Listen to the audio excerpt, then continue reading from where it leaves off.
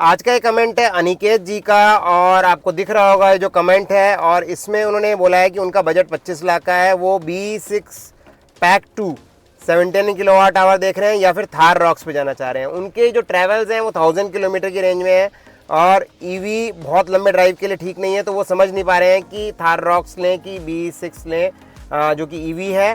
तो देखिए अनिकेत जी, मैं ये कहना चाहूँगा आपको, अगर आप मेरे से बोलेंगे तो मैं आपको ईवी सजेस्ट करूँगा, क्योंकि वो पॉकेट फ्रेंडली भी है, एनवायरनमेंट फ्रेंडली भी है, और डेफिनेटली उसकी लाइफ भी ज़्यादा है कंपेयर टू आइस व्हीकल्स। आज गवर्नमेंट डीजल पे बैन लगा रही है, कल को पेट्रोल पे भी बैन लगाएगी, तो उसका कोई मतलब नहीं है। और ईवी जो है आपकी वैल्यू फॉर मनी है।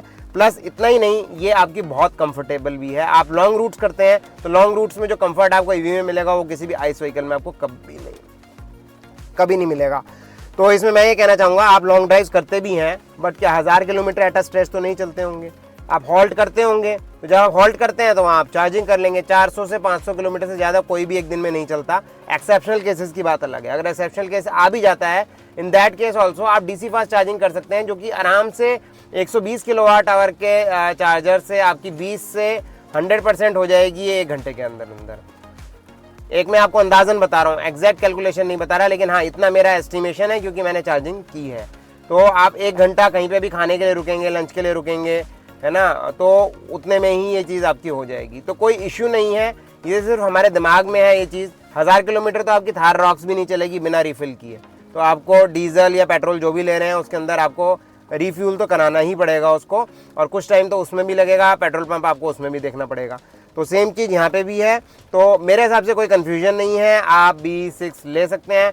400 साढ़े चार सौ किलोमीटर आपका ऐसा सेफर साइड चल जाएगी, और उसके बाद आप उसको बाकी के 50 किलोमीटर के अंदर आप उसको जो है चार्जिंग स्टेशन ढूंढ करके उसको आप टॉपअप कर सकते हैं, और फिर आगे की जर्नी कंप्लीट कर सकते हैं। तो एक बार टॉपअप करने के अंदर लगभग आप 1000 किलोमीटर के आसपास, 900 किलोमीटर के आसपास चल पाएंगे। जहाँ होटल में रुकेंगे वहाँ होटल में आप पहले से बात करके रखिए। अगर आप बहुत ट्रैवल्स करते हैं उनसे बोलिए मुझे चार्जिंग करनी है। अगर उनके पास AC फास्ट चार्जर नहीं है, कोई दिक्कत नहीं है। आप जो पोर्टेबल चार्जर है उससे अगर आप ओवरनाइट उसको चार्जिंग में लगा देंगे तो 30% चार्ज हो जाएगी ये गाड़ी 79 किलोवाट वाली। तो 30% चार्ज एक टॉपअप हो जाता है, और DC फास्ट के साथ अगर आप इसको करते रहते हैं तो बैटरी हेल्थ भी मेंटेन रहती है। साथ ही मैं तीसरी चीज़ मैं आपको कहना चाहूँगा, मैं पहले भी एक वीडियो में बता चुका हूँ कि आप AC फास्ट चार्जर्स भी अवेलेबल होते हैं। आजकल स्टैटिक भी दे रहा है, अडानी भी दे रहा है, और आई थिंक जियो BP भी दे रहा होगा, टाटा पावर भी दे रहा है। तो आप अपने रूट्स में चेक करिए, जो पेड चार्जर्स हैं उनमें AC फास्ट चार्जर भी होंगे, DC नहीं AC fast charger 7 kilowatt, 11 kilowatt, 20 kilowatt, 22 kilowatt तक होते हैं। अगर वो हैं तो आप उनसे चार्ज करिए, उसमें आपको कॉस्ट भी कम आएगी। लगभग मैंने देखा है उसमें 14 रुपये पर यूनिट के आसपास स्टैटिक लेता है, तो सब कॉस्ट भी कम लेते हैं, और आपकी बैटरी हेल्थ मेन चीज़ है, वो मेंटेन रहेगी आपकी। तो जहाँ आप रुक रहे हैं अगर उनके पास आसपास कोई ऐसा चार्जर है तो वहाँ चार्ज कर लीजिए।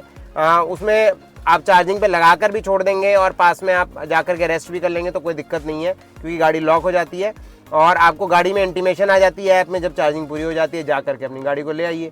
और अगर होटल वाला ऑप्शन हो रहा है तो उसके अंदर आप स्लो चार्जर से जो है चार्ज कर सकते हैं।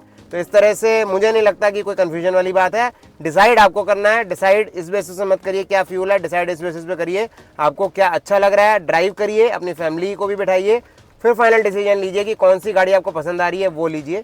अगर कॉस्ट एस्पेक्ट है तो कॉस्ट के हिसाब से आप B6 ही लीजिए, अगर कॉस्ट एस्पेक्ट नहीं है तो कंफर्ट देखिए, कन्वीनियंस देखिए और लॉन्गेटिविटी देखिए, वो बहुत इंपॉर्टेंट है, जो मेरे हिसाब से आपको सिर्फ B6 में मिलेगी।